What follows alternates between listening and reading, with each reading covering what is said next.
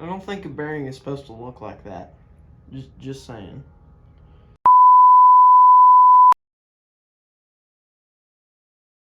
So if you watched the last episode, I said this clutch was stuck.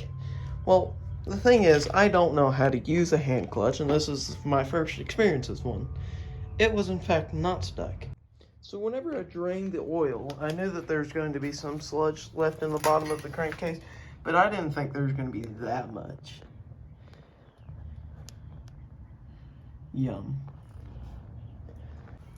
Now, while most people would consider this a scrap project, I consider it an actual project. I will try my best to restore this.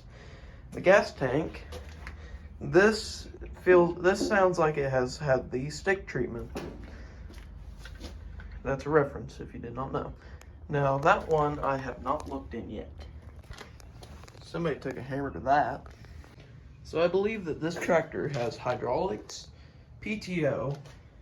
It's got the normal, pulley, but it has no drawbar. Let's look.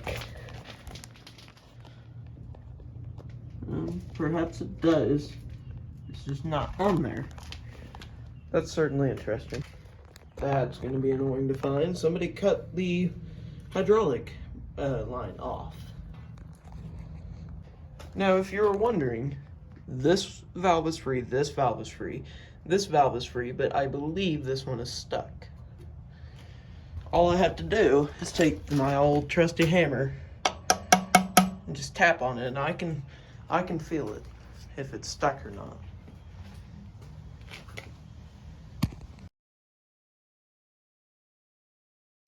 So on this tractor, somebody already started painting it, but they left the main part unpainted. I have a feeling that that is an aftermarket bolt. I'm a disappointment in myself. I broke the, oh God. These are pretty much welded to the head, so I have no idea how I'm going to fix that. Or even that.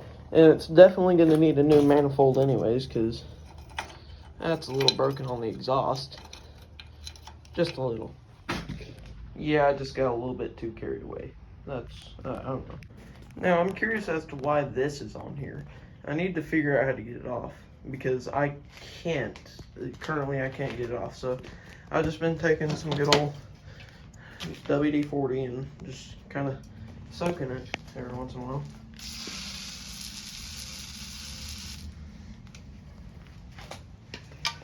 So, I don't know.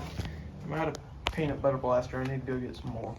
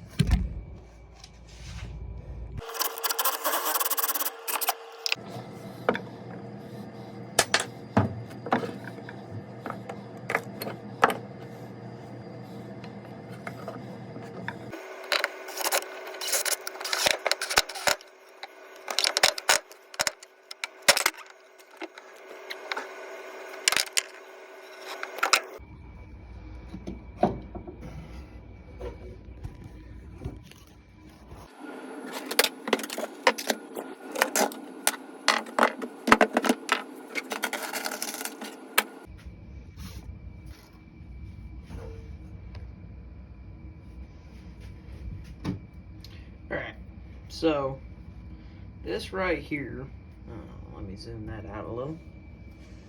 This right here is a sediment bowl. And on these old John Deeres, they had an all-fuel system. So that means that you could have ran it on kerosene. I'm sure you've heard this a million times. Kerosene, gasoline, tractor distillate, TBO. There's a lot of names for it. But with these three-way valves, once the tractor warmed up on gasoline, you could switch it, and then normally there's a rod that connects to this, and you could switch it from this to that. And these were how you'd switch from kerosene to gasoline. Now, sediment bowl is pretty simple to understand. It has a bowl,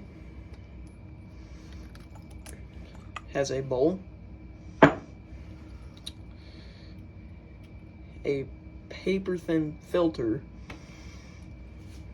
It smells like gas. And then you have the separator, and this is what you turn your gas off with. You can turn your gas on with this. Gas on, gas off. So what would happen is the fuel would go through the filter into the bowl, and the theory behind it is that the water would stay at the bottom of the bowl and the gas would float to the top and go out this end. So it would filter out your gasoline.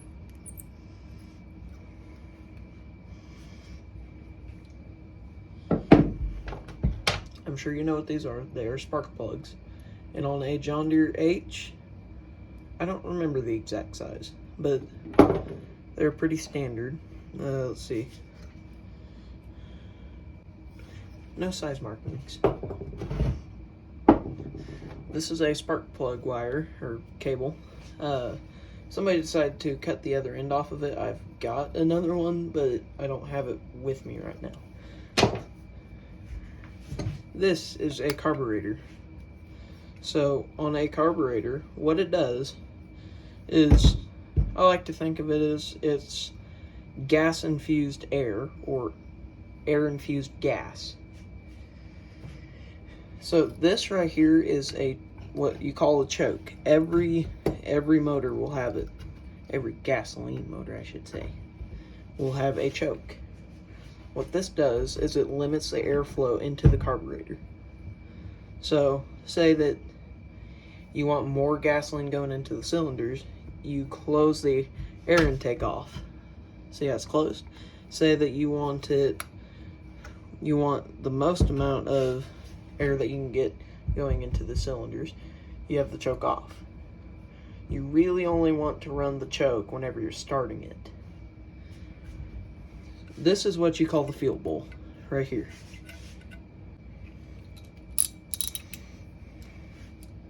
Alright, we're using metric.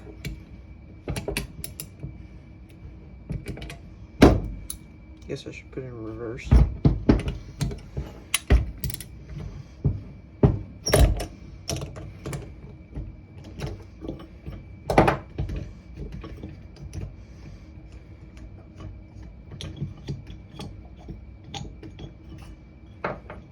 Alright, so inside the fuel bowl, there is a float that if it doesn't float, you're not doing too well.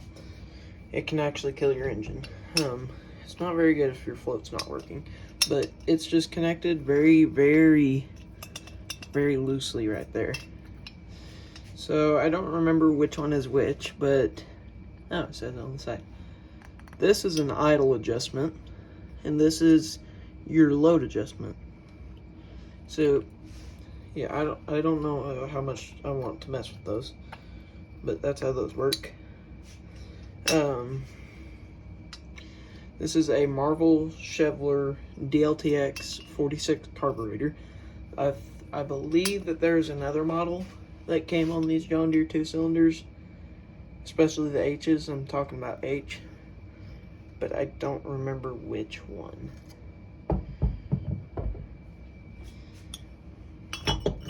and it's just a bolt to take off the fuel bowl. It's pretty easy.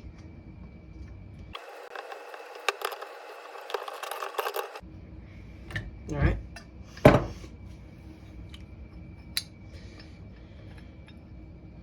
So I believe that this is your throttle right here. So normally these are hooked up to a throttle cable, or not a cable, but they're hooked up to a throttle linkage that goes to your dash, or the pedestal in the John Deere H's case. And what it does is it can close off the gas completely, or it'll idle adjust, or not idle adjust. It'll change your RPM.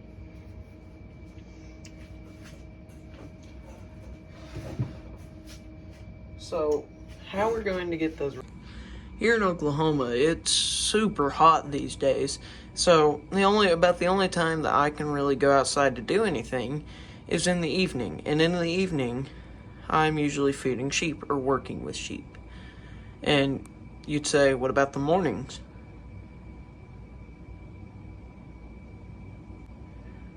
I don't know. I also have to feed sheep, I guess. But, so I'm kind of confined to the workshop. And so I decided to, and you'll see the footage of it, I made a makeshift phone stand to hold my phone, because I don't have a tripod yet.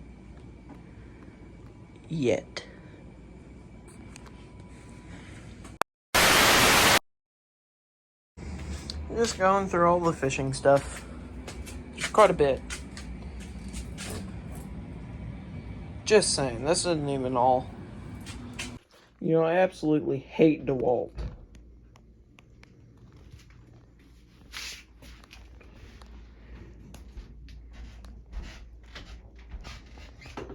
Don't mind that. Bye.